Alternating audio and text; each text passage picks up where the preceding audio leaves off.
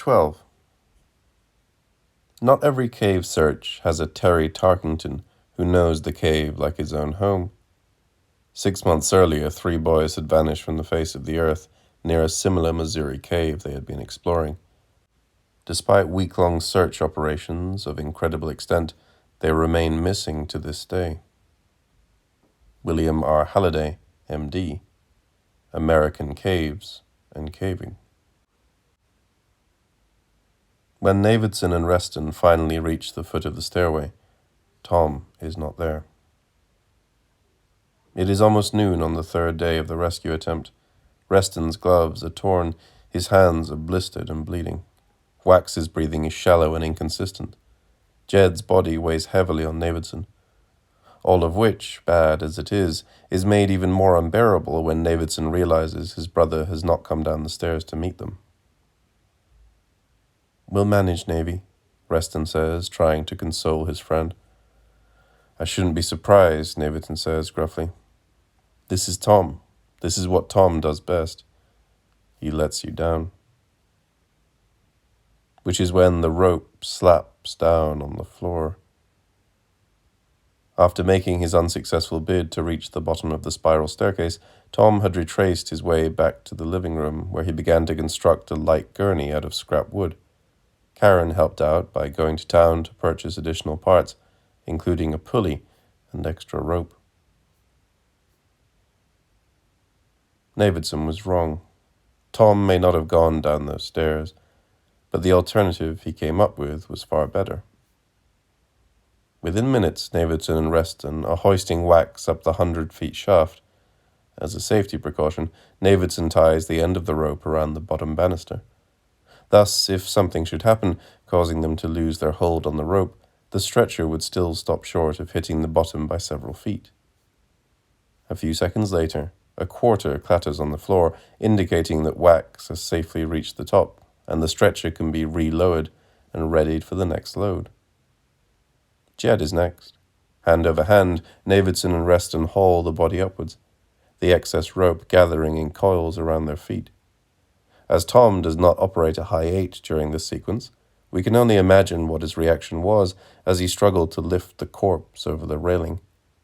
Nonetheless, a minute later, a second quarter clatters on the floor. Reston goes next. Navidson double-checks to make sure the end of the rope is still securely tied to the last banister, and then begins hoisting his friend up the shaft.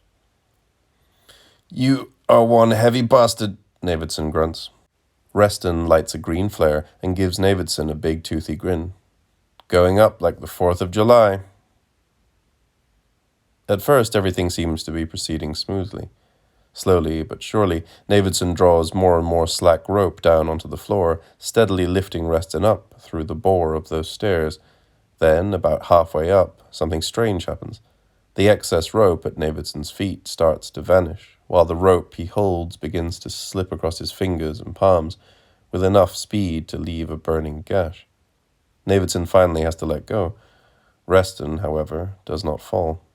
In fact, Reston's ascent only accelerates, marked by the burning green light he still holds in his hand. But if Navidson is no longer holding onto the rope, what could possibly be pulling Reston to the top?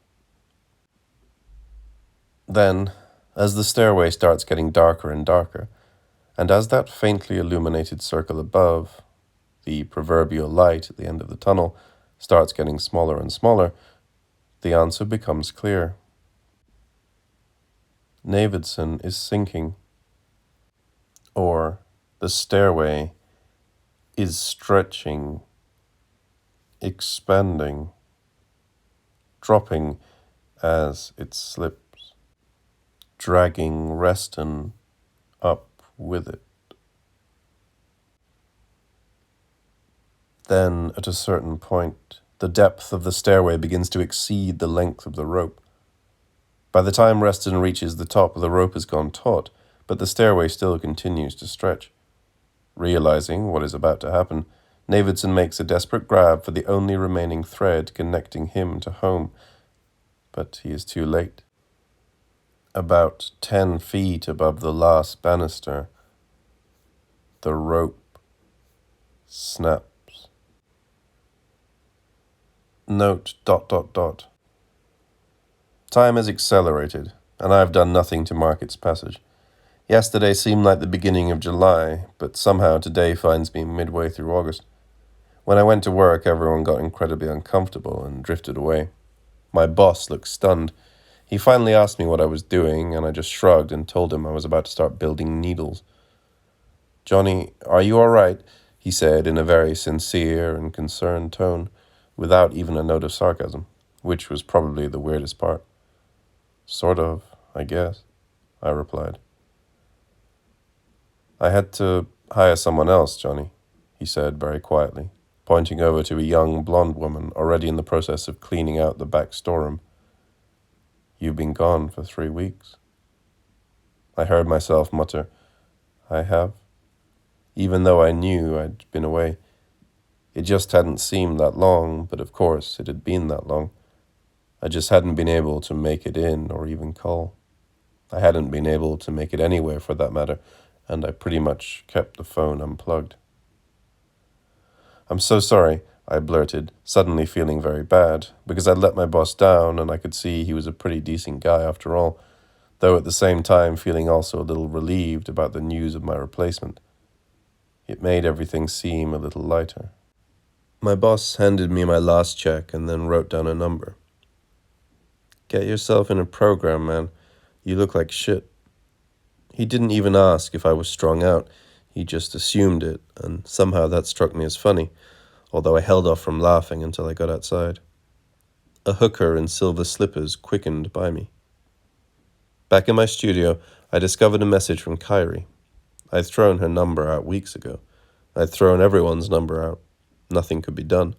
I was gone from everyone. I erased her message and returned to the house. In the back of my mind, I understood I would need money soon, but for some reason that didn't bother me. I still had my Visa card, and since selling my CD player, I had further improved on that resulting silence by insulating my room with egg cartons and limiting the sun's glare with strips of tinfoil stapled to pieces of cardboard placed over my windows, all of which helps me feel a little safer. Mostly the clock tells me the time, though I suspect the hands run intermittently, fast and slow, so I'm never sure of the exact hour. It doesn't matter. I'm no longer tied to anyone's schedule. As a precaution, I've also nailed a number of measuring tapes along the floor and crisscrossed a few of them up and down the walls. That way I can tell for sure if there are any shifts. So far, the dimensions of my room remain true to the mark. Sadly enough, despite all this, even 6 weeks without alcohol, drugs, or sex, the attacks persist. Mostly now when I'm sleeping.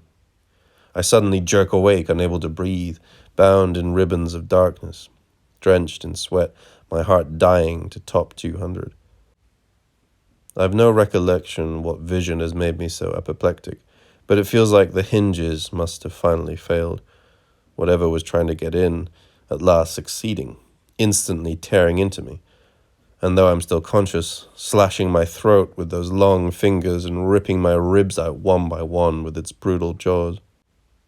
On a few occasions, these episodes have caused me to dry heave, my system wrenching up stomach acid in response to all the fear and confusion.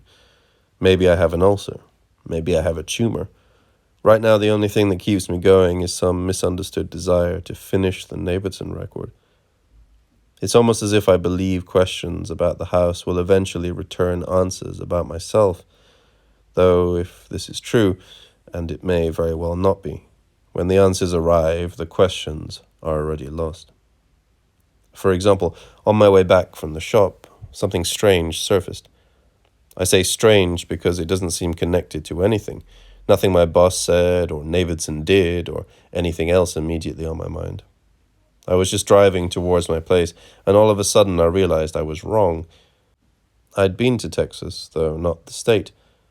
And what's more, the memory came back to me with extraordinary vividness, as clean and crisp as a rare LA day, which usually happens in winter, when the wind's high and the haze loosens its hold on the hills, so the line between earth and sky suddenly comes alive with the shape of leaves, thousands of them on 1,000 branches, flung up against an opaline sky.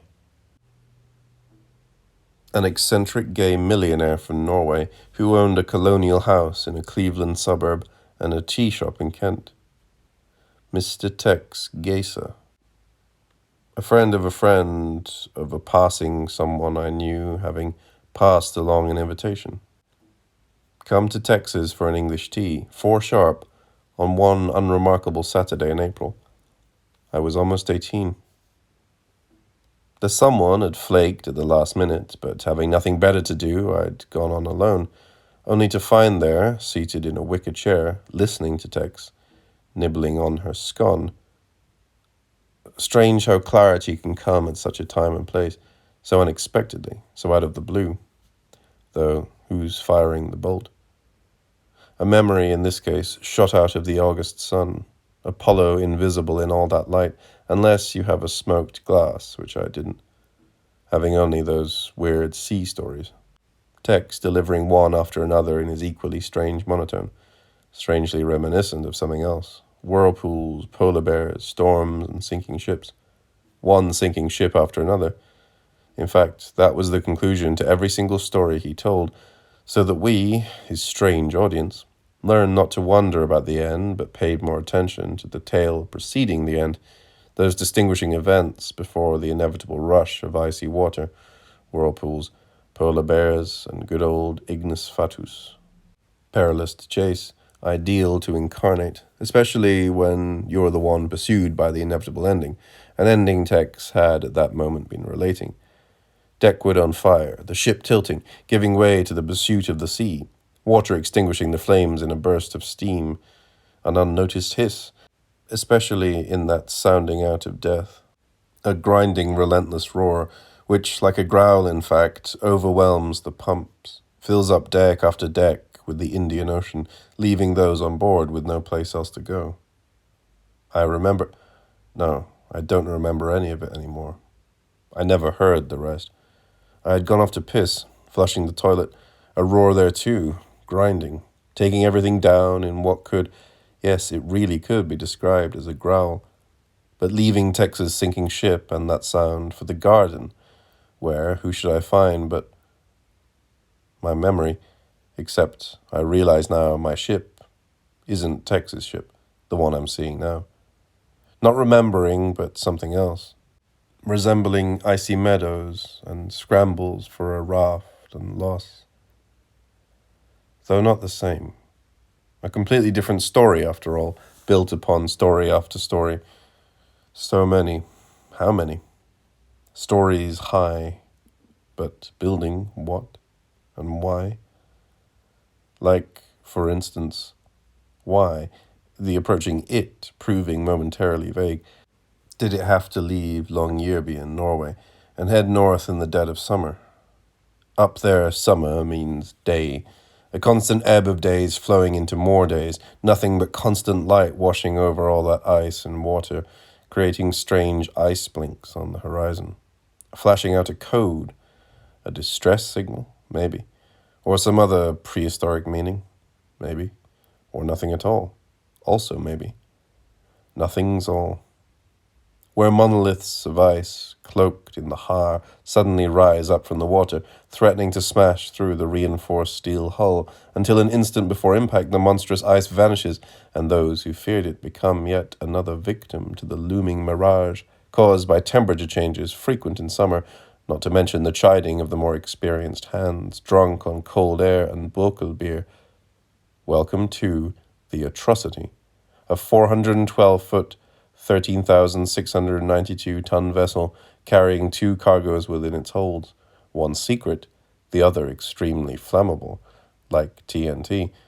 And though the sailors are pleasant enough, and some married and with children, and though the captain turns out to be a kind agent of art history, especially where the works of Turner, De Vos, and Goya are concerned, that strange cargo could have cared less when, towards the bow, in the first engine room, sparks from a blown fuse suddenly found a puddle of oil, an unhappy mistake any old mop could have corrected, should have, but it's too late. The sparks in the fuse having spun wildly out into space, tiny embers, falling, cooling, gone, except for one which has, with just one flickering kiss, transformed the greasy shadow into a living hand of angry yellow, suddenly washing over and through that room, across the threshold, past the open door. Who left it open? And out into the corridors, heat building, sucking in the air, eating it, until the air comes in a wind, whistling through the corridors like the voice of God.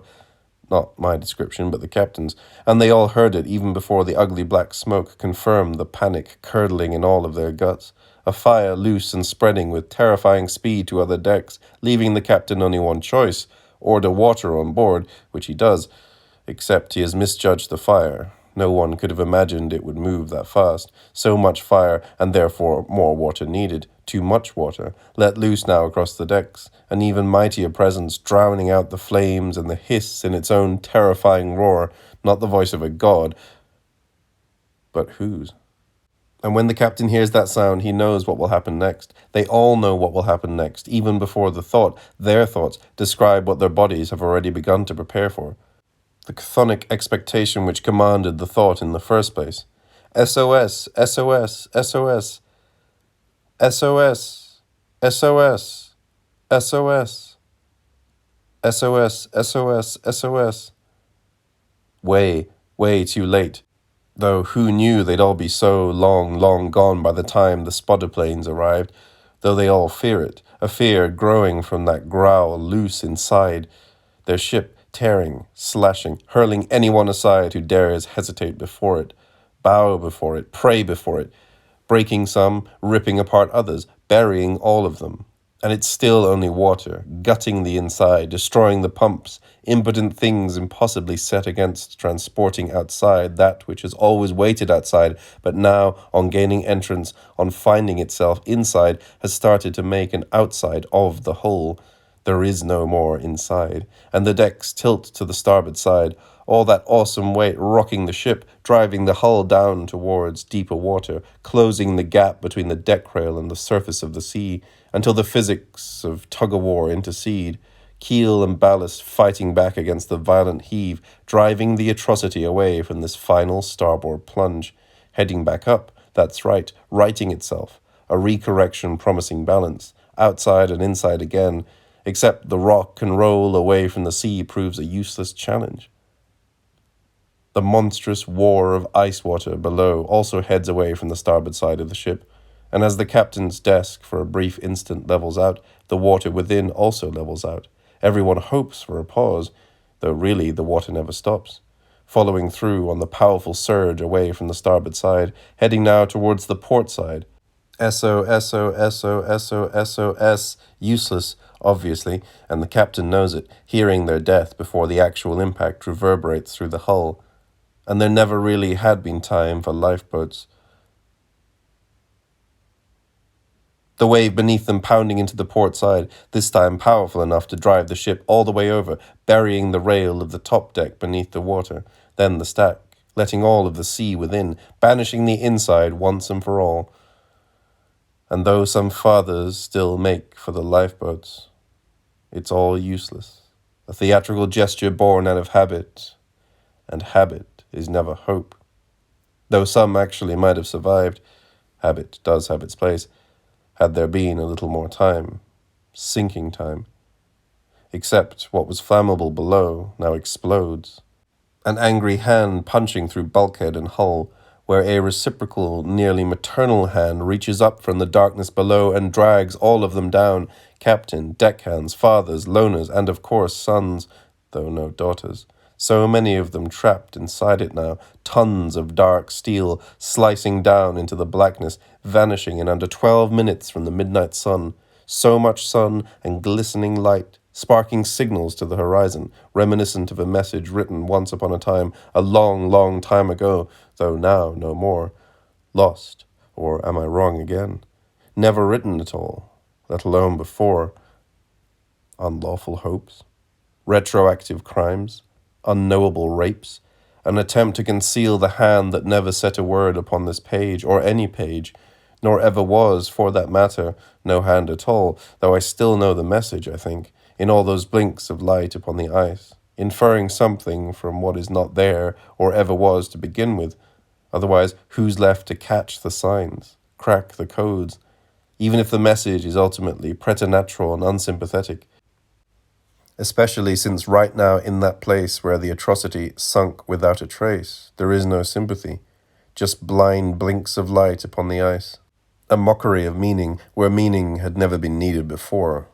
There, away from the towering glacial peaks near Nordaustlandet, a flat plate of water with only a few solitary bubbles, and even those gone soon enough.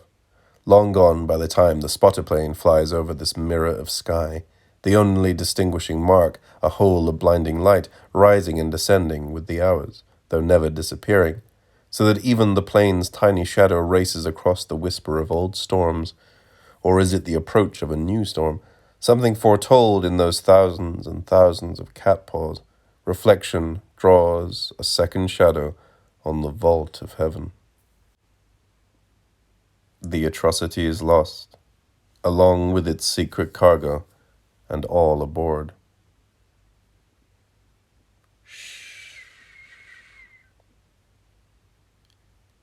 And who would ever know of the pocket of air in that second hold where one man hid, having sealed the doors, creating a momentary bit of inside, a place to live in, to breathe in, a man who survived the blast and the water, and instead lived to feel another kind of death, a closing in of such impenetrable darkness, far blacker than any Haitian night or recounted murder, though he did find a flashlight, not much against the darkness he could hear outside, and nothing against the cold rushing in as this great coffin plummeted downwards.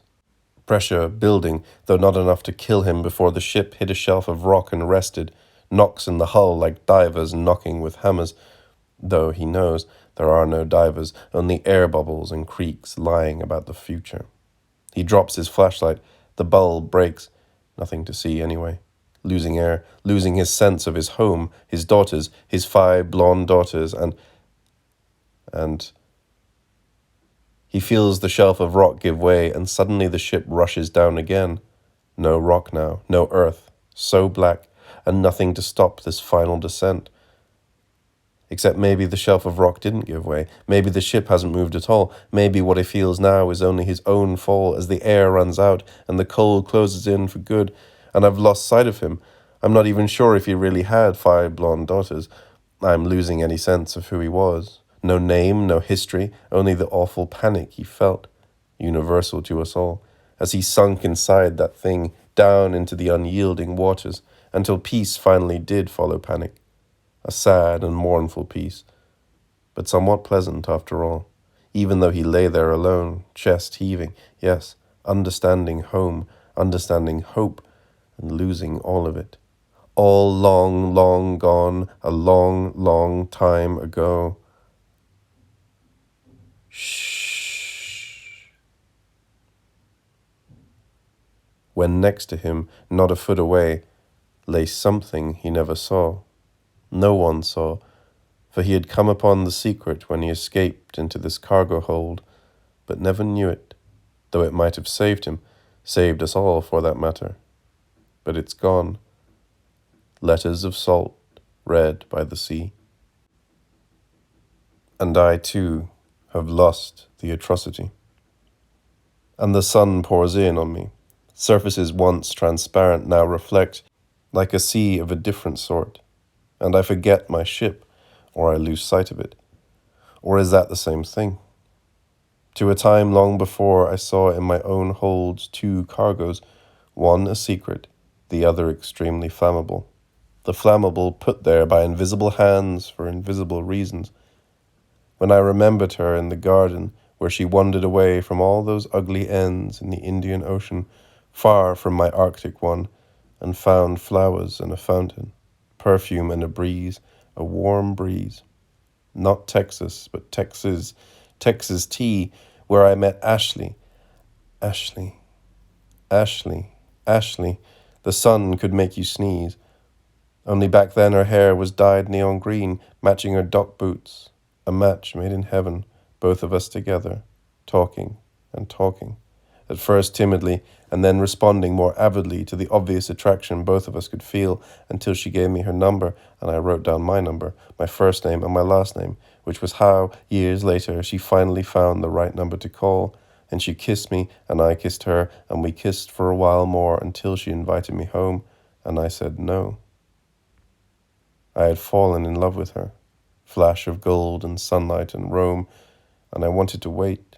In 3 days call her, court her, marry her, impregnate her, and fill our house with 5 blonde daughters, until... Oh no, where have I gone now?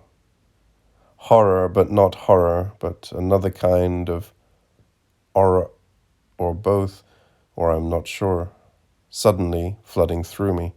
What back then had only been weeks away. In fact, right around the corner from there, a legacy of leaving, fast approaching, excrement, let go, urine, let go, and burst conjunctiva, letting go of streaks of red tears, all I could hold, but in the end not save. Of course, I lost everything. I lost her number, I lost her. And then in a fugue of erasure, I lost the memory of her, so that by the time she called, she was gone along with the kisses and the promise and all that hope. Even after our strange reunion in the hammock suspended over strewn and decomposing leaves from a banana tree, later followed by an even stranger goodbye, she was still long, long gone. I know I am too late. I'm lost inside and no longer convinced there's a way out. Bye-bye, Ashley, and goodbye to the one you knew before I found him and had to let him go. End note. ...